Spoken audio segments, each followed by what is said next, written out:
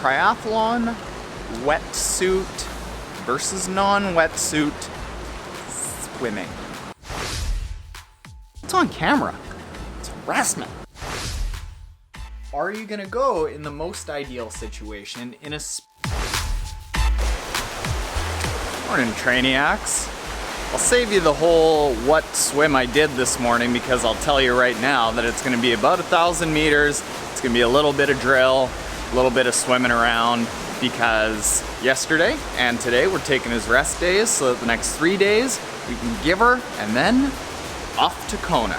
Today we're doing some testing of some new gear. I want to try out the new TYR swimskin, the Torque I believe it is, which then brings to mind Triathlon Wetsuit versus non-wetsuit swimming. It's a good sign when you can't get it up over your calves, right? All right.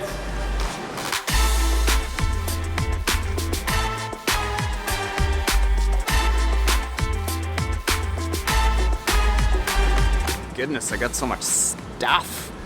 Okay, so if given the choice, bottom line, if you can go with a wetsuit, 90-95% of the triathletes out there should go for a wetsuit. The wetsuit provides buoyancy, which serves two functions for most swimmers who didn't grow up with an elite swimming background. Number one, we need buoyancy. We need to get on top of the water.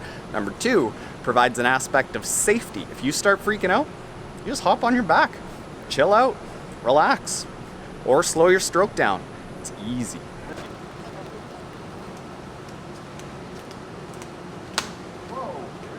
Now, there are two instances where people might say, well, I just don't feel comfortable in a wetsuit. It constricts my shoulders. Number one is if you're formerly an elite swimmer. As a kid, you swam a lot, and you've got massive shoulder mobility, and that shoulder mobility is constricted by a lot of wetsuits. Well, that's been fixed by a lot of the more high-end $600, $700, $800 wetsuits. So if you're formerly an elite swimmer, you can solve that. Now, if you're not an elite swimmer and you still feel constricted in the shoulders, I've had that problem myself. Often when I get a wetsuit that's too tight, or lower-end wetsuits don't have that mobility in the shoulders, but go for 6 to 10 open water swims and you'll develop that shoulder stability and you'll be able to get through it without burning out your shoulders. And you'll have the benefit of that wetsuit with the buoyancy and the safety. And you'll be tougher because your shoulders will be like boulders, yo. Did you see Chris slap my ass? It's on camera. It's harassment. Now, if the cost of buying a wetsuit is the deterring factor to not getting one for you, I would actually recommend a wetsuit called the Xterra Volt, I believe. It was like the first wetsuit that I got. I'll link to it in the description below. That will be an affiliate link. If you buy anything through Amazon in the 24 hours after clicking through that link, it won't cost you anything extra, but it helps support the channel because we get a small commission from Amazon and it all adds up. Thank you very much. I used that wetsuit for about 4 or 5 seasons, held up really well, and even after 4 or 5 seasons, I sold it for half of what I paid. So instead of, say, renting a wetsuit for $60 to $100 and then having to give it back, you can buy your own wetsuit for $200. If you don't end up using it, sell it for $100, $150, and you get your own wetsuit that nobody else has peed in. Huge benefit. Oh, fun story about that. When I sold that Xterra wetsuit, I put the ad up and I said, wetsuit has never been peed in except for emergencies, i.e. an emergency is, oh my god, I'm in a wetsuit and I need to pee. It's sold in a day, full price. Okay, so for the wetsuit mandatory swims, you're gonna use a wetsuit, hence mandatory. For the wetsuit optional swims, you should be using a wetsuit, unless you are a former elite swimmer where you actually have the ability to swim faster without a wetsuit, then game time decision. If you can go without a wetsuit, go without a wetsuit and be faster. But, what was that weird breath? But for the vast majority of us, a wetsuit is gonna make us warmer, it's gonna make us faster, it's gonna make us safer. Now, what if it is a wetsuit optional swim? Then it comes down to, are you gonna go in your trunks, or are you gonna go in your tri-suit, or are you gonna go in the most ideal situation in a speed suit? Let's deal with the first two options, going in your trunks or your tri-suit. If your tri-suit has basically little to no drag, like it fits basically like body paint and you don't have big pockets on the side, often junior elite racers will just go in a tri-suit, but the tri-suits that most of us wear do have basically wind sails on the side and they're not ideal for swimming in, and they're gonna basically act like a drag suit. So you could potentially just go in your tri-bottoms.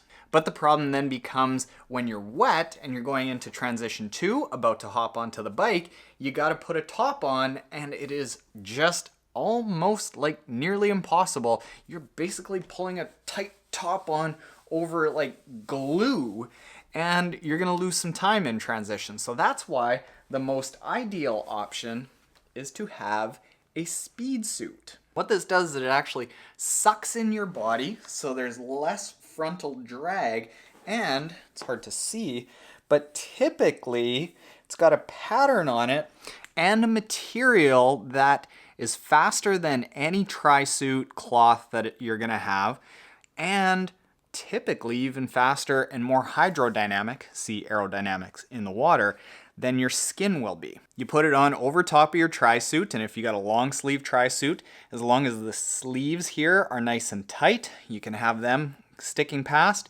You whip it off after you get out of the water and you're gonna be faster. Even though this isn't buoyant, you'll definitely be faster. Just this morning, when I was kicking off the wall after a flip turn, I was going about 3 feet further past the flags than I normally do in just an average swim wearing a Speedo.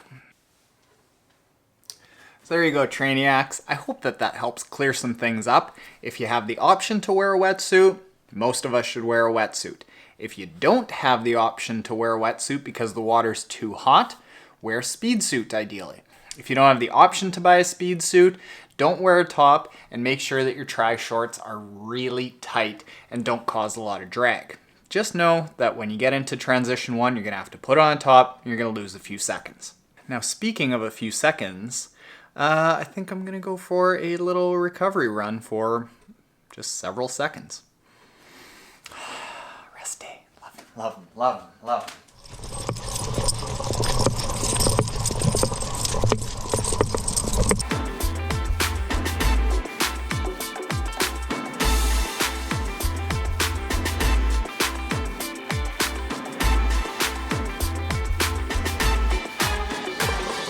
Alright guys, easy 5K. What do you say? We don't like that, Dad? Sometimes I don't like Coach Pat very much either, guys. I agree. Later, Trainiacs.